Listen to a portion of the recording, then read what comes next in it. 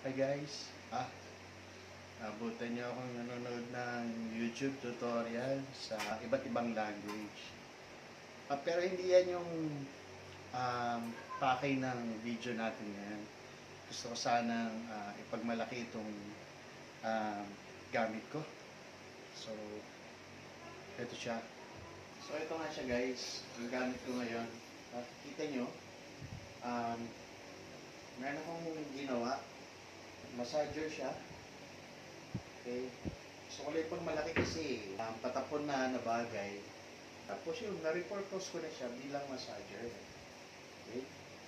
So, yan o. Namassage ko yung legs ko kasi medyo stiff siya. Kasi maraming naabot na lugar yun.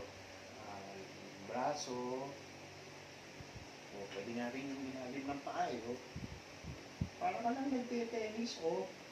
Pero, you're getting the benefits of a massager. Ayan, nandito na pa ako dito. Pwede nga rin siyang pangamot eh. Teka, ito, demonstrate natin. Mga hard to reach places. Abot. Minsan nga rin siya, abot. Ha? Diba?